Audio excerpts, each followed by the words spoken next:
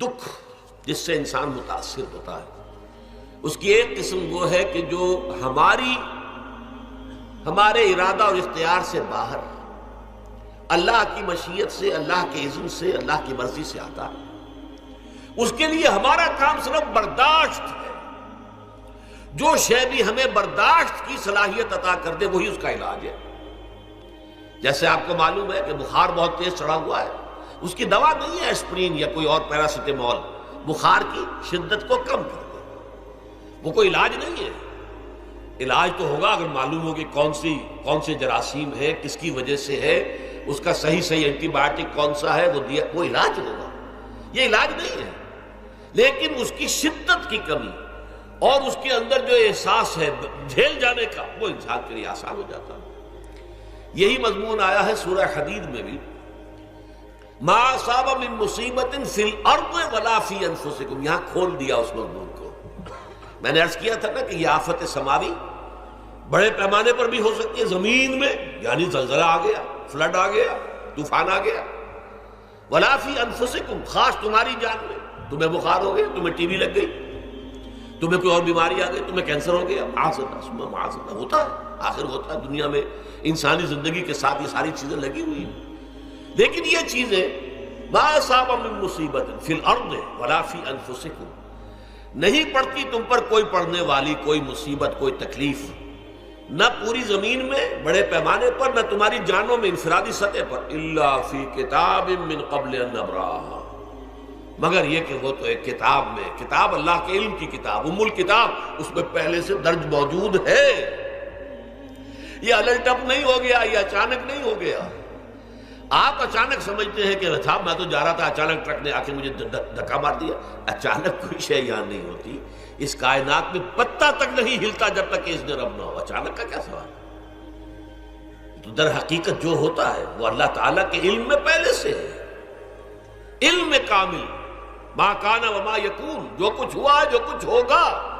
مستقبل، ماضی، کل کا کل، آنے واحد میں اللہ کے علم میں موجود ہے۔ لہذا یہاں اچانک کچھ نہیں ہوتا، جو بھی آیا ہے اللہ کے علم سے آیا، اور یہ پہلے سے اللہ کے علم کے اندر موجود تھا، لکھا ہوا تھا، الا فی کتاب من قبل ان نبرأھا ان ذلک علی اللہ یسیر۔ یہ تمہیں تو مشکل نظر آئے گا لیکن اللہ پر بڑا آسان ہے، اللہ کا علم کامل، ما کانا ما یکون کو حاوی ہے، لکہ لا تاسوا علی ما فاتکم، تاکہ تم افسوس نہ کیا کرو ان چیزوں پر جو تم سے چھوٹ جائیں، جاتی رہیں، چھن جائیں۔ کوئی موقع تھا ہاتھ سے نکل گیا، کوئی دولت تھی اس پر ڈاکہ پڑ گیا، کوئی اور مصیبت ہے وہ آ گئی، کوئی عزیز فوت ہو گیا، اکلوتا بیٹا تھا فوت ہو گیا، وغیرہ وغیرہ۔ ما فاتکم، فات سے ہی فوتیدگی ہے نا، جو شے بھی نکل جائے، چلی جائے، ہاتھ سے جاتی رہے، چاہے وہ کوئی آپ کا عزیز تھا جو فوت ہو گیا تو آپ کے ہاتھ سے نکل گیا،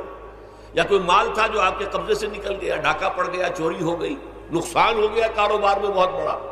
اس پر افسوس نہ کیا کرو۔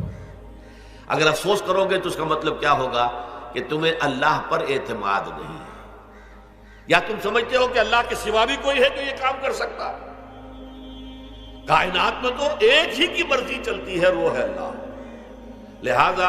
اگرچہ وہ کسی کے ذریعے سے تکلیف آپ کو پہنچی ہے، کسی نے آپ کو پتھر مارا ہے، وہ پتھر ہو سکتا ہے آپ کو نہ لگتا، لگ گیا ہے تو اللہ کے فیصلے سے لگا ہے، اس کا باپ بھی نہیں پتھر مار سکتا آپ کو اگر اللہ کا اذن نہ ہو۔ لہذا آپ پتھر مارنے والے کو بھی مجرم سمجھیے، ٹھیک ہے، اس سے بھی قصاص لینے کا آپ کو حق ہے، لیکن یہ جان لیجئے کہ جو آیا ہے پتھر وہ اذن رب سے آیا ہے۔ اب ظاہر بات ہے کہ اگر یہ کیفیت ہوگی تو غصہ اتنا نہیں ہوگا اس شخص پر کہ جس نے یہ کام کیا ہے، بلکہ ہو سکتا ہے آدمی مسکرا کے رہ جائے، جیسے کہ وہ میں واقعہ سناتا رہا ہوں اپنے دروس میں کہ ایک درویش منش آدمی جا رہا تھا، جو رب کرے سو ہو، جو رب کرے سو ہو، جو رب کرے سو ہو۔ کسی شخص نے پتھر اٹھا کر دے مارا، اس کے سر پہ لگ گیا کہ اس نے پیچھے پلٹ کر دیکھا کس نے مارا ہے۔ اس نے کہا مجھے کیا دیکھتے ہو، جو رب کرے سو ہو، یہ تو رب کے مارنے سے۔ اس نے کہا مجھے تو یہ پتھر رب کے مارے ہی لگا ہے، لیکن میں دیکھ یہ رہا تھا بیچ میں کس کا منہ کالا ہو گیا،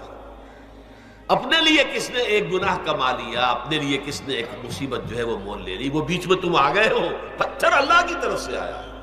لیکن اس کا عذاب، اس کا وبال تم پر آ جائے گا۔ بہرحال یہ تو میں نے عرض کیا آپ کے سامنے،